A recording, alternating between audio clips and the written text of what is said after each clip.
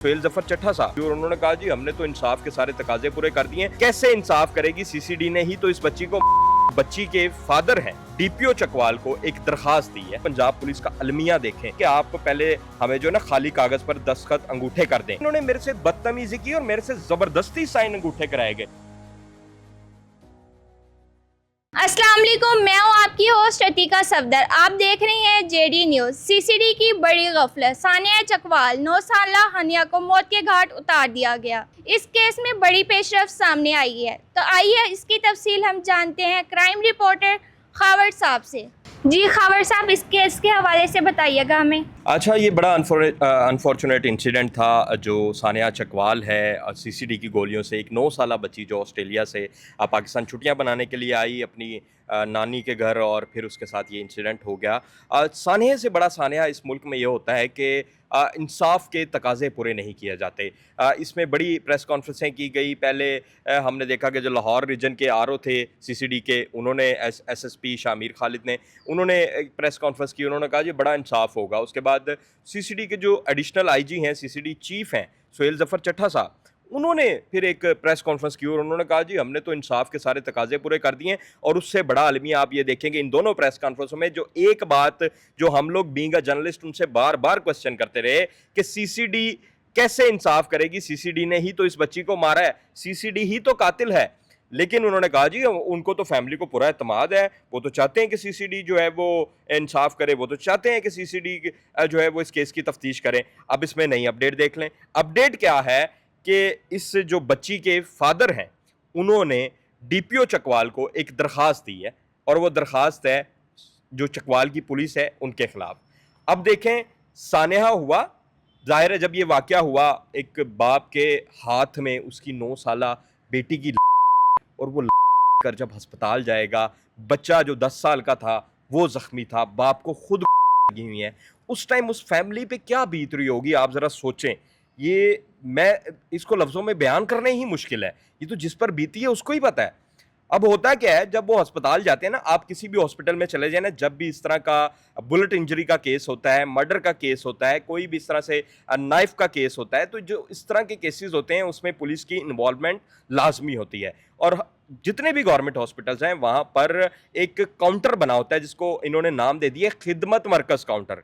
मतलब क्या है कि खिदमत करने के लिए आपकी आवाम के लिए बैठे हैं। और अलमिया देखें कि जो बाप वहाँ पर बच्ची कर गया है, उससे वहां पर जो खिदमत मरकज काउंटर पर जो पुलिस वाला है, जो कांस्टेबल है जिसका नाम अतीक है, वो उस बाप को भला क्या कहता है कि आप ये जो है ना आपके बच्ची का इलाज, बच्ची तो खैर उस टाइम तक चुकी थी, लेकिन बाप को तो उम्मीद थी ना, क्योंकि डॉक्टरों ने अभी तक क्लियर नहीं किया था, लेकिन बच्चा जख्मी था, बाप खुद जख्मी था, तो उसको ऐसी सूरत हाल में ये आप देखें पंजाब पुलिस का अलमिया देखें कि ये उसको कहते हैं कि आप पहले हमें जो है ना खाली कागज पर दस्तखत अंगूठे कर दें।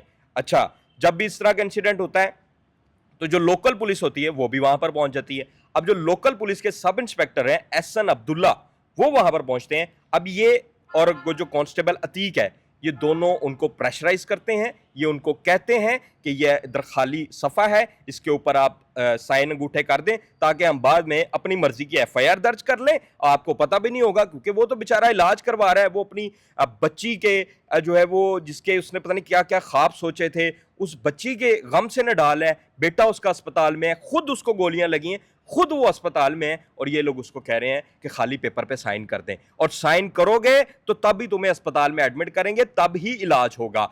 यहां पर क्योंकि ये एक टेक्निकल मामला भी है कि इस तरह के केसेस में जब तक पुलिस की इंटरफेरेंस ना हो, हॉस्पिटल भी जो है वो इलाज नहीं करता स्टार्ट, इलाज तब तक स्टार्ट नहीं किया जाता। अब उस बाप की मजबूरी थी, वो क्या करता वहां पर, कोई भी होता, मैं भी होता, कोई भी होता उसकी जगह, तो उसने यही करना था कि उसने उसको उस वक्त था कि किसी तरह मेरी बच्ची बच जाए, किसी तरह मेरा बच्चा बच जाए, किसी तरह जो मेरे जख्म हैं वो, उसको तो खैर उस वक्त अपने जख्मों की तो टेंशन होगी नहीं, ठीक है, उसको तो उस वक्त अपनी बेटी, अपना बेटा नजर आ रहा था, ठीक है, और ये उससे खाली पेपर पर साइन करवा लेते हैं और कहते हैं कि जब तक तुम इस खाली पेपर पर साइन नहीं करोगे हम तुम्हारा इलाज नहीं करेंगे। अब ये देखें कि ये कितनी बड़ी बददियांती है, कितनी बड़ी बददियांती है ये पंजाब पुलिस की, चकवाल पुलिस की, सीसीडी चकवाल पुलिस की, कि आप ये देखें कि आप उनसे खाली पेपर पर साइन करवा लेते हैं, खाली पेपर पर अंगूठे करा लेते हैं, बाद में आप अपनी मर्जी की एफआईआर दर्ज कर देते हैं और आप कहते हैं कि उस फैमिली को सीसीडी पे बड़ा एतमाद है। अभी जब उसकी हालत बेहतर हुई है,